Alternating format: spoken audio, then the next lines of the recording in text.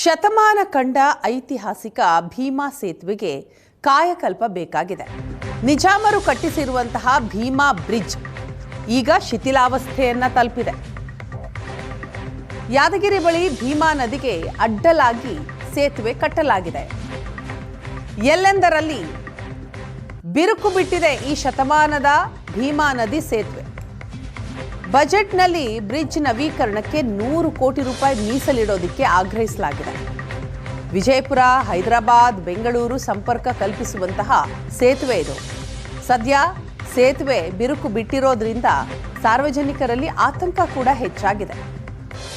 ಸಾಮಾಜಿಕ ಹೋರಾಟಗಾರರು ಬಜೆಟ್ನಲ್ಲಿ ಹಣ ಕೊಡಬೇಕು ಅಂತ ಒತ್ತಾಯವನ್ನ ಮಾಡಿದ್ದಾರೆ.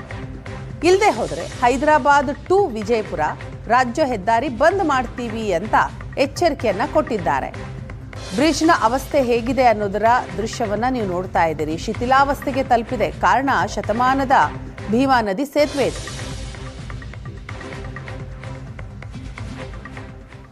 ಇದು ಭೀಮಾ ನದಿಯ ಬ್ರಿಡ್ಜ್ ಇದೆ. ವಿಜಯಪುರ ಟು ಯಾದಗಿರ್, ಹೈದರಾಬಾದ್ ಟು ಮತ್ತೆ ಇದು ಶಾಪುರ್, ಸುರ್ಪುರ್ ಎಲ್ಲ ಕಡೆಗೆ ಹೋಗುತ್ತದೆ. ಈ ಬ್ರಿಡ್ಜು ಈಗ ಇಲ್ಲಿ ಬಿರುಕು ಬಿಟ್ಟಿರುತ್ತದೆ. ಇದಕ್ಕೂ ರಿಪೇರಿ ಮಾಡಬೇಕು. ಮತ್ತು ಅಥವಾ ಇಲ್ಲಾಂದರೆ ಈ ಹೊಸ ಬಜೆಟಿನಲ್ಲಿ ನಮ್ಗೆ ಹೊಸ ಬ್ರಿಡ್ಜ್ ಮಾಡಿ ಕೊಡಬೇಕು. ಇನ್ನು ನಮ್ಮ ಎಲ್ಲ ಯಾದಗಿರ್ ಸುತ್ತಮುತ್ತ ಎಲ್ಲ ಹಳ್ಳಿಗಳಿಗೆ ಗಾಡಿ ಹೋಗೋರಿಗೆ ಬರೋರಿಗೆ ಅನುಕೂಲ ಆಗುತ್ತದೆ. ಮತ್ತು ಇದು ನಮ್ಗೆ ಭಾಳ ಅಂಜಿಕೆ ಬರ್ತದೆ. ಈಗ ಇದು ಬಿರುಕು ಬಿಟ್ಟಿರುತ್ತೆ ಸಲಗೆ ಹೋಗೋ ಸಲುವಾಗಿ ಭಾಳ ಅಂಜಿಕೆ ಬರುತ್ತೆ. ಬ್ರಿಡ್ಜ್ ಮೇಲೆ ನಮ್ಗೆ ಜಲ್ದಿಯಾಗಿ ರಿಪೇರಿ ಮಾಡಬೇಕು. ಶೇಕ್ ದೊಡ್ಡ ಗಾಡಿ ಹೋದರೆ ನಮ್ಗೆ ಸಣ್ಣ ಕಾರ್ ಬಗಲಾಗ ಶೇಕ್ ಆಗುತ್ತದೆ, ಭಾಳ ಭಯ ಆಗುತ್ತದೆ ನಮ್ಗೆ. ಅದಕ್ಕೆ ಆಗಿ ನಮ್ಮ ಸರ್ಕಾರದಲ್ಲಿ ವಿನಂತಿ ಏನಂತಂದರೆ ನಮ್ಗೆ ಈ ಬ್ರಿಡ್ಜ್ ರಿಪೇರಿ ಮಾಡಿ ಕೊಡಬೇಕು. ಇಲ್ಲ ಆದರೆ ನಮ್ಮ ಉಮೇಶ್ ಅಣ್ಣ ನೇತೃತ್ವದಲ್ಲಿ ಮತ್ತೆ ಹೋರಾಟ ಮಾಡಬೇಕಾಗುತ್ತದೆ.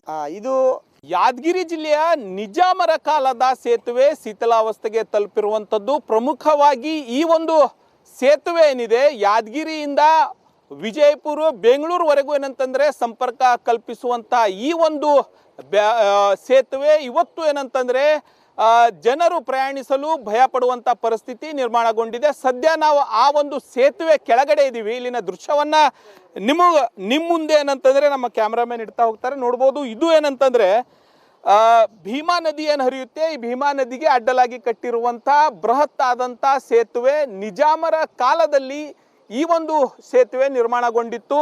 ವಿಶೇಷವಾಗಿ ಕಲ್ಲಿನಿಂದ ಕಟ್ಟಿರುವಂಥ ಈ ಒಂದು ಸೇತುವೆ ಇವತ್ತು ಅಳುವಿನ ಅಂಚಿನಲ್ಲಿರುವಂಥದ್ದು.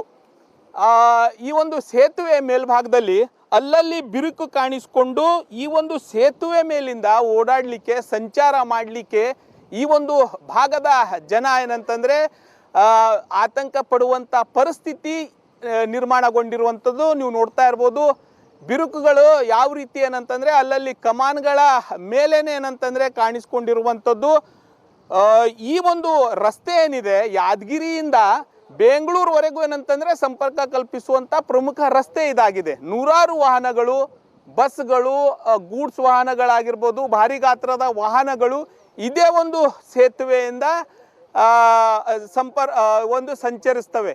ಇಂಥ ಒಂದು ಸೇತುವೆ ಇವತ್ತೇನಂತಂದರೆ ಬಿರುಕು ಕಾಣಿಸ್ಕೊಂಡು ಇವತ್ತೇನಂತಂದರೆ ಯಾವಾಗೋ ಏನಾದರೂ ಬಿದ್ದು ಏನಂತಂದರೆ ಅನಾಹುತ ಆಗುವಂಥ ಸಾಧ್ಯತೆಗಳು, ಭೀತಿ ಇಲ್ಲಿನ ಒಂದು ಜನರಿಗೆ ಎದುರಾಗಿರುವಂಥದ್ದು. ಈ ಒಂದು ಸೇತುವೆಗಾಗಿ ಹೋರಾಟ ಮಾಡ್ತಾ ಇರುವಂಥ ಸಾಮಾಜಿಕ ಹೋರಾಟಗಾರರು ನಮ್ಮ ಜೊತೆಯಲ್ಲಿದ್ದಾರೆ. ಅವರಿಗೂ ಮಾತಾಡಿಸ್ತೀನಿ.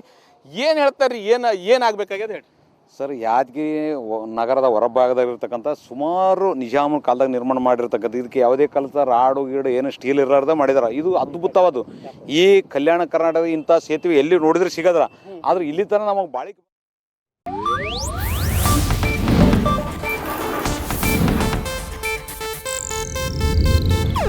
ಇದು ಏಷ್ಯಾನೆಟ್ ನ್ಯೂಸ್ ನೆಟ್ವರ್ಕ್ ಪ್ರಸ್ತುತಿ.